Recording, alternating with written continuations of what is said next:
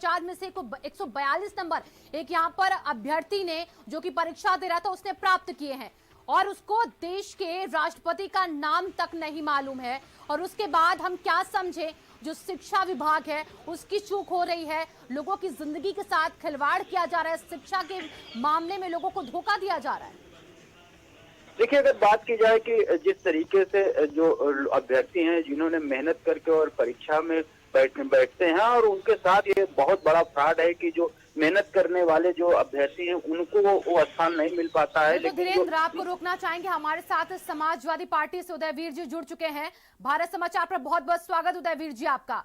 बड़ा फर्जीवाड़ा देखिए सामने आया है शिक्षा विभाग में। लगातार ऐसे देखिए घोटाले और फर्जीवाड़े लगातार सामने आते हैं और ये केस जो सामने आया है, क्या कहेंगे इस पर अब आप? ये बहुत शर्मनाक स्थिति है। नौजवानों के साथ एकदम धोखा, उनका भविष्य खराब करने की बात है। 3.5 साल सरकार को हो गई और ये सरकार तमाम इस तरह के आरोप और वादे करके आई थी। जितने पहले परीक्षाएं हुई नौकरियों के लिए, उनमें सबके पेपर आउट हुए। उसके बाद अभी जो शिक्षक भर्ती हुई उसमें आरक्षण से लेके सारे अभ्यर्थियों का हक मार दिया गया। बेईमानी हुई, चुनाव परीक्षा होने से पहले परीक्षा निरंतर जेल चली गई, सभी परीक्षा को बनाए रखा गया और सरकार अभी भी कोर्ट में उस परीक्षा को, उस परिणाम को बनाए रखने के लिए लड़ रही है। तो पूरी अव्यवस्था हो गई और ये छात्रों के भविष्य के साथ एकदम धोखा है। जी उदयवीर जी, लेकिन ये घोटाला जो हुआ इसमें एक दो लोगों का तो हाथ नहीं हो सकता है, काफी बड़े पैमाने पर लोगों का हाथ इसमें शामिल हो सकता है। कहा जा रहा है कि कई बड़े लोग, हाई प्रोफाइल लोग इससे जुड़े हुए हैं। इसको लेकर क्या कहेंगे, कहां से ये लिंक अप होते हैं, इतना बड़ा फर्जीवाड़ा हो जाता है? नौजवानों के भविष्य से ज्यादा बड़ा कुछ नहीं है। चाहे जितने भी बड़े लोग हों, इसका पूरा खुलासा होना चाहिए। और सरकार इस मामले में जो लचर पचर रवैया अपना रही है, उससे ऐसा लगता है कि उन्हीं बड़े लोगों के दबाव में सरकार है जी। इसलिए इस पर एक तरफा सब कुछ छोड़ के कार्रवाई होनी चाहिए गंभीर।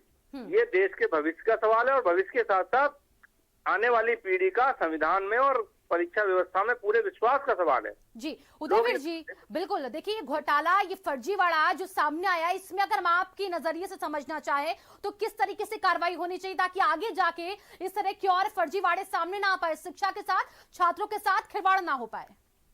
पूरा सिस्टमिक, ये देखिए ऐसा फर्जीवाड़ा तब होता है जब पूरा सिस्टम मिल जाता है। इसलिए पूरी सिस्टमिक क्लींजिंग चाहिए, पूरे सिस्टम में सुधार चाहिए, चेक्स और बैलेंसेस का सिस्टम चाहिए और इसको पारदर्शी बनाना पड़ेगा, ट्रांसपेरेंट बनाना पड़ेगा, ताकि हर प्रक्रिया को लोग देख सकें कि ऐसा जो कोई चाहे तो वो पता कर सके कि भाई ऐसा हुआ तो क्यों हुआ।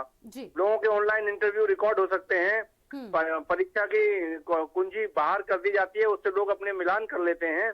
बहुत तरीके के तरीके हैं, अगर सरकार चाहे तो पारदर्शी तरीके से व्यवस्था कर सकती है, लेकिन उसे हिम्मत दिखानी पड़ेगी बड़े लोगों के चुंगल से बाहर निकलने की। बिल्कुल उदयवीर जी, देखिए बार बार एक पेपर की कटिंग भी लगातार भारत समाचार पर दिखा रहे, जिसमें से एक अभ्यर्थी जिसने भाग लिया वो 150 में से 142 नंबर पा जाता है और देश के राष्ट्रपति का उसको नाम तक नहीं पता होता है। ये हमारे देश का भविष्य है? नहीं, ये बहुत ही शर्मनाक स्थिति है और इसके लिए मुझे लगता है इतने दिन हो गए, अब तक सरकार को सामने आके आपको खबर भी दिखानी नहीं पड़ती थी। सरकार ये समय से आके इस पर कार्रवाई करती और इसको गंभीरता से लेती। बिल्कुल उदयवीर जी, देखिए बहुत बड़ी यहाँ पर ये चूक है कि आपके विभाग में इस तरीके से देखिए जो लगातार दावे किए जाते हैं कि शिक्षा को और सुदृढ़, मजबूत और पारदर्शी बना रहे, उसमें अगर इतना बड़ा फर्जीवाड़ा होगा तो जो युवा नौजवान प्रेरित हो रहे हैं सरकार की बातों से, उनका विश्वास डगमगा जाएगा। इस विश्वास को कायम करने के लिए क्या करना होगा? मैंने बताया आपको, इसको पारदर्शी बनाना पड़ेगा। लोगों को ये मालूम होना चाहिए कि मुझे कम नंबर मिले तो मैंने क्या गलत जवाब दिया, किसी को ज्यादा मिले तो उसने क्या सही जवाब दिया। जब तक ये पारदर्शिता नहीं लाएंगे, और हमारे उप मुख्यमंत्री जी जो शिक्षा मंत्री भी हैं, बार बार सामने आके जो है बाकी चीजों पे तो प्रेस करते रहते हैं, इस विषय पे कोई बोलने वाला को तैयार नहीं है। बहुत बहुत शुक्रिया आपका, भारत समाचार से जुड़ने के लिए।